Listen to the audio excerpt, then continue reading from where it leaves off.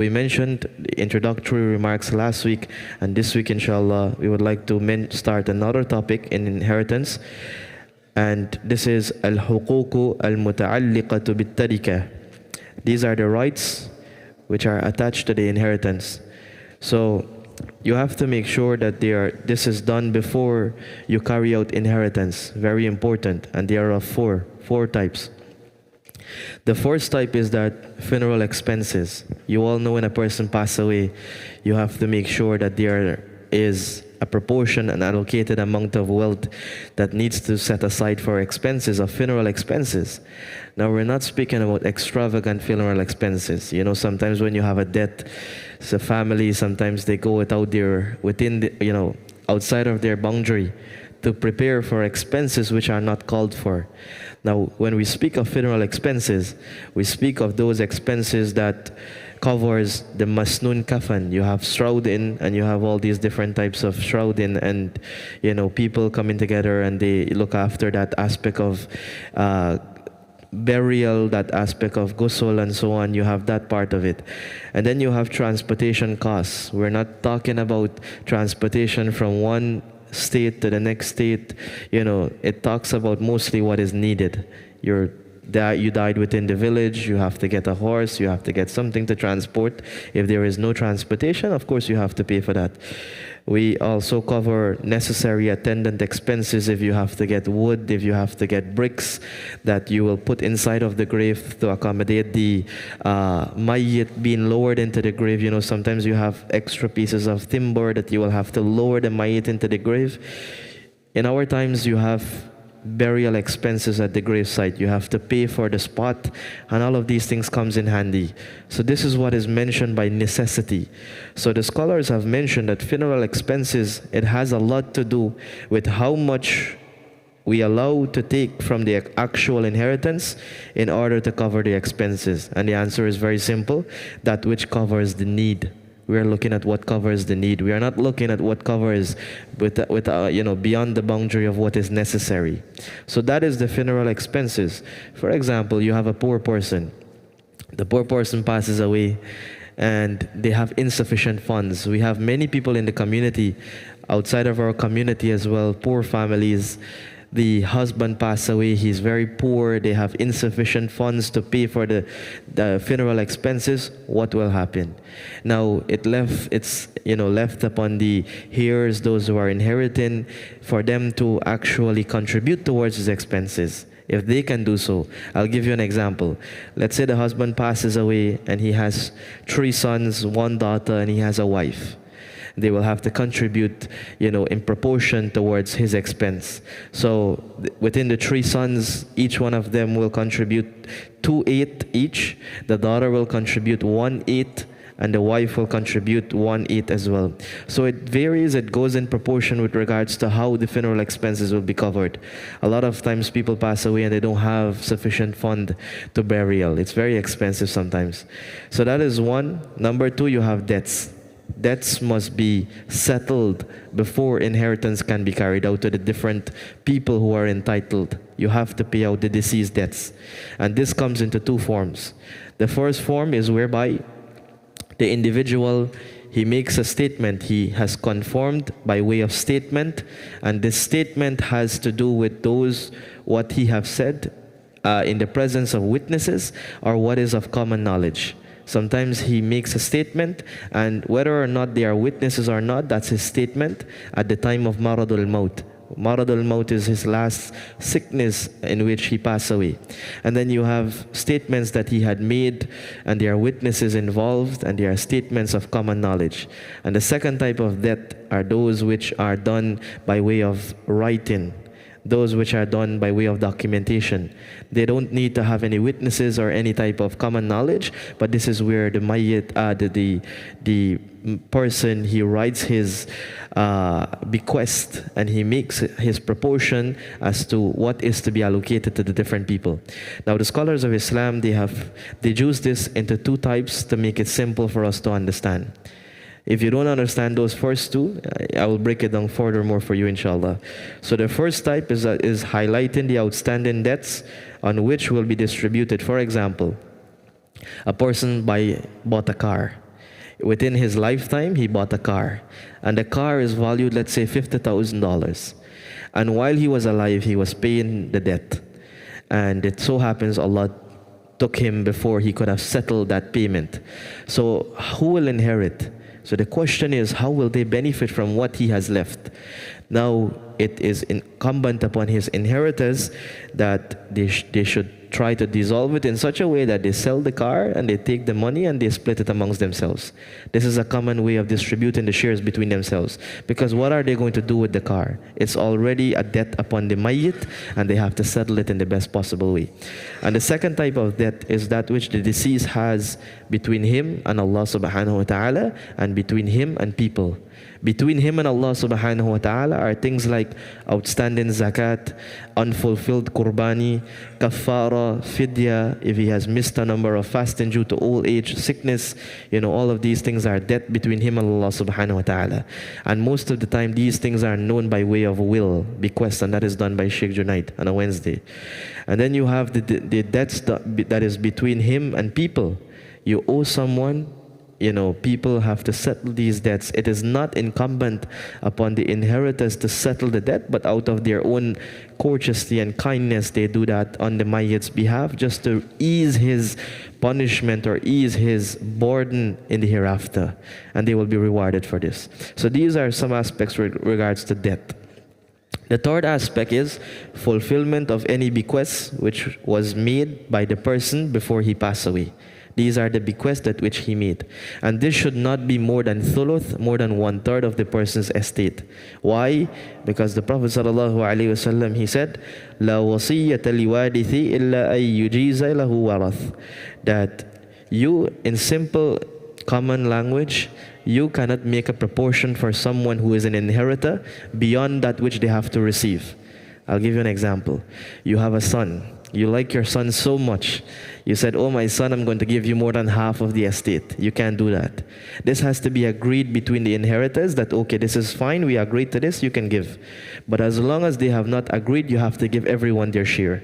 This is an invalid bequest if you do this.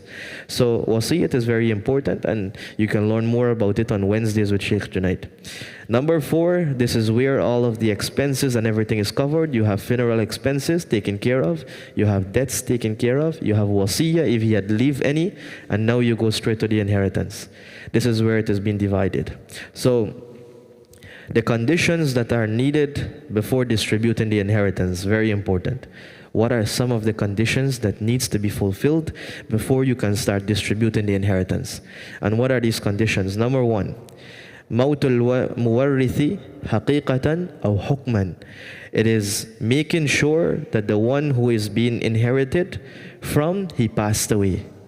Simple understanding basically is interpreted as making sure that the person who you want to inherit from, make sure that he has passed away. And I'll explain this and you will see how reality comes in. Haqiqatan, you yourself have witnessed that he has passed away. Family members, witnesses, people who are surrounding him, they have witnessed that, yes, he had passed away. And then secondly, you have hukman, by someone who goes missing. And you have aspects like this. Someone goes missing, they're captured, they're killed. Someone goes missing, they have not returned. Someone have left and they have not returned. So this is missing. When someone goes missing, what are the laws of inheritance? And this is where the Babul Mafqud, the chapter of one who goes missing, what happens to his inheritance. Now, there is a way to calculate how much they will get if a person is found. So let's say a person goes missing and he is found. What will happen is that there is a way to calculate how much the people will receive when he is found. Now, in an instance like this, especially in an Islamic state, Islamic country where Islamic laws are being carried out, the judge will have a decision. He will have to decide on this matter as to whether he will send out a group of people to look for this person. And then when he will give them X amount of years, X amount of months, he will give them X amount of time to find this person or to get any information about this person. Because sometimes people, they leave, they're still alive, but they have left, they have not returned back home. So the judge, with his discretion, he will give them an X amount of time to work with. So Only when it can be distributed is if the person is found, he will be regarded as someone who passed away. And the laws of inheritance will be applied similarly to a person who has passed away. Now, the second condition is hayatul warithi ba'da mawti wa muwarrithihi, is the one who's inheriting must be alive after the one who is inheriting from has passed away. Meaning that the person who has died, who has passed away, the one who is inheriting must be alive. You can't set inheritance and you can't set someone to inherit and they have passed away. You know, like for example, Zaid passed away, and then his son who had passed away, also recently you set aside inheritance for him. He has already passed away. They have to be alive in order to inherit. So that condition is very important as well. The third condition is ilmu qurbil warithi min al-mayyit. You need to know the relationship between the one who is inheriting and the one who is passed away, who has passed away. And this is very, very important. I'll give you an example. Let's say, for example, Muaz. Muaz, he had married Fatima, and Fatima, between themselves, they had two kids. Now when Muaz passed away, Zainab shows up. Where did Zainab come from? No one knew he had a second wife. So now she's coming to claim, and she's coming to claim inheritance. Well, where did she show up from? And it happens in many scenarios. Sometimes the husband passes away, and then all of a sudden you see children coming. They are claiming their rights. They are claiming inheritance from the father. They're claiming that that's my father. That's my biological father. No one knows them. No one knows where they come from. So this is very important as well, to establish that there is connection and relationship between the person who have passed away and between those who are claiming inheritance. Now the scholars of Islam, they have split the relatives who have relationship into three different types. The first type is Dhawil Furud. Dhawil Furud, these are the ones who have the right to definite shares in assets left behind by the deceased. Allah subhanahu wa ta'ala have allocated a special amount to them. So who can remember from our last class what are some of the shares? What are some of the proportions? What are some of the proportions? We had half, 1/3, 1/8, 1/6.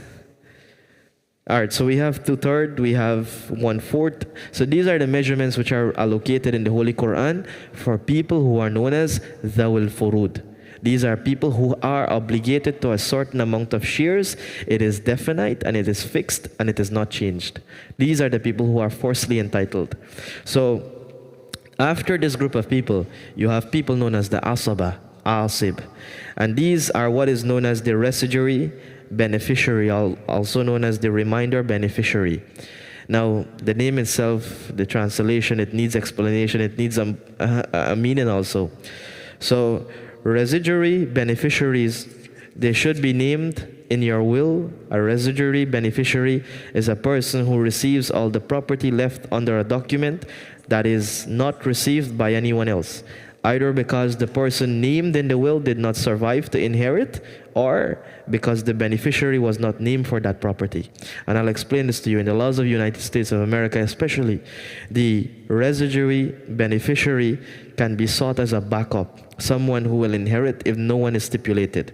Many a times when you go to courts especially, and there is no one else to inherit other than the Dhawil Furud, the court will make adjustments in a matter to decide who will inherit, who will be the rightful persons. So to avoid that, sometimes you want to stipulate who are the asaba, the residuary inheritors, before it has to go to the court. Many times when it ends up in the court, that matter is being decided, and sometimes it goes to people who are strangers. It goes to people who do not even entitled to be inheritors of your property. So you want to make sure that you have all of these things documented. The third category of people are the Rahim, people who are known as Dhawil Arham.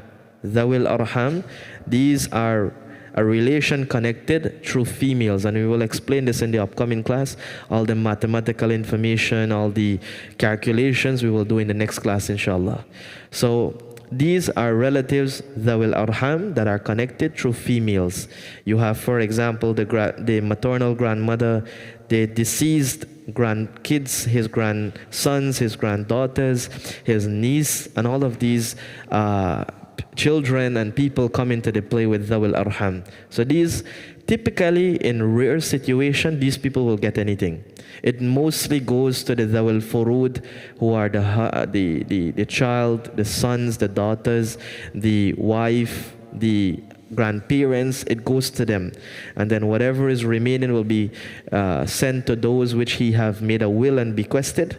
And then in rare scenario, it comes to these people. Rare scenario. Now, before we finish, inshallah, I want to briefly touch on Mawani al-Irth. Mawani al-Irth are those people who are prevented from inheriting anything. They cannot inherit anything at all. And the first category of people are al-Qatl, killing.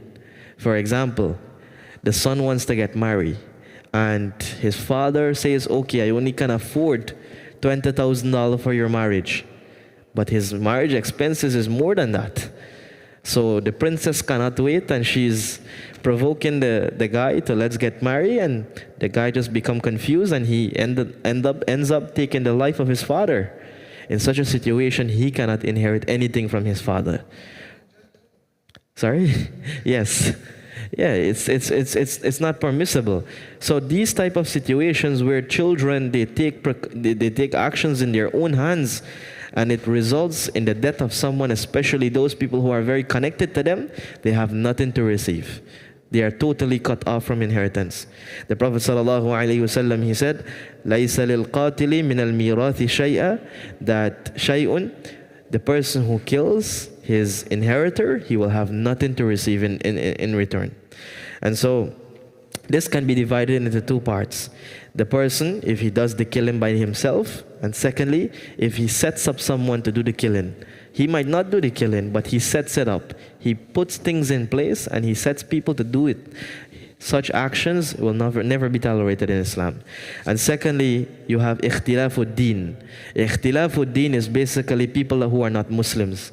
So if you have family members that are not Muslims and they are very closely related, they will not inherit anything from you. You have estates, you have assets, you have properties, you have whatever you have. If you have non-Muslim relatives, they will not inherit anything from you. And where do we have this? We have this from the hadith of the Prophet ﷺ, that لا يرث المسلم الكافر ولا يرث الكافر المسلم. That a kafir, a non-believer, will not inherit from a believer, and a believer will not inherit from a disbeliever. But some scholars have mentioned that because of our current situation, some of them have mentioned, if you have a non-believing father or mother or someone close who have died and returned back to Allah, died, then the estate, the wealth and everything, the children who are Muslims, they can take from it. Because it's better to have the Muslims benefiting from the wealth than to have non-Muslims benefiting from it. So they have mentioned that it's better to give the Muslims, if a non-Muslim pass away, he has children, he has close family, give them the wealth, rather than giving non-Muslims the wealth, and they will benefit from it. So some scholars have mentioned this as well. So being of different religion, you will not inherit anything. The third situation is slavery, and we don't have slavery in our time. But just to let you know that a slave will not inherit anything from their master, but a master will inherit from their slave. Perhaps if the master frees the slave, they will inherit from that slave if that slave passed away. So these are some of the laws which are, related to inheritance. People might ask, for example, adoption. If we adopt a child, will he inherit anything? In Islam, they don't inherit anything. So these are some of the ground rules of inheritance. Next week, inshallah, as we pave the stage, now you understand who is inheriting, what are the conditions. Yeah. He will mostly not inherit from the cases because what you have to understand, the biological connection takes precedence. You have mother, you have the grandparents, you have his paternal, maternal families, he have children. If he has close children, these are all people who come in line. You have a specific category of people who come in line. Yeah. So the law of the land might be different, but Islamically as well, it takes precedence sometimes if you want to carry out your inheritance. But then again, sometimes they can make claims which are not in conformity with what Islam has. That is why you have to get the knowledge from before, so that you can be able to set aside your requests that I want so and so to inherit, so and so to benefit from my assets after my death. You will learn from the next class, inshallah, how much each person receives and how to calculate it, inshallah. The next class we will do that. Yes. Yes, yes.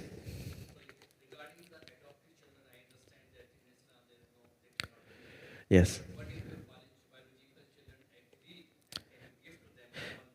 Well, this comes in if everyone has received their portions, and then some of the portion is remaining after the Dhawul Furud and Dhawul Arham and the Asaba, all of them have received, then the portion can go to them.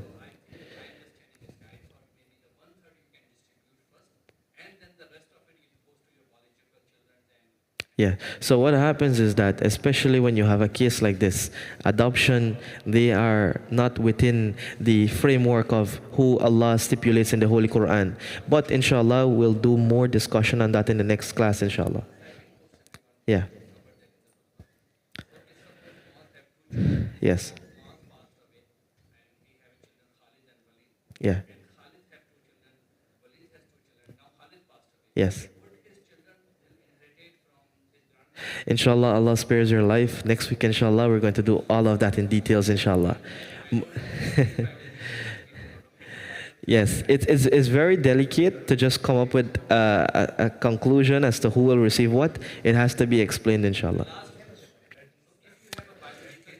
Yeah.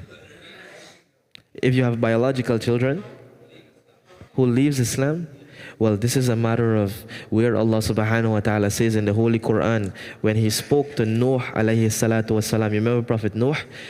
Allah subhanahu wa ta'ala says, إِنَّهُ لَيْسَ مِنْ أَهْلِكَ. He is not your family anymore.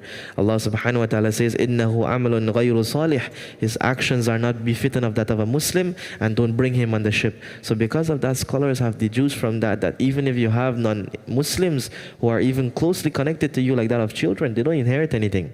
Because Islam does not tolerate any type of shirk, associated partners with Allah subhanahu wa ta'ala. None of your wealth will be pure if you give them to non-Muslims. So may Allah subhanahu wa ta'ala bless us, continue to bless us, inshallah. Jazakallah for coming, and may Allah bless all of us, inshallah. Assalamu alaikum.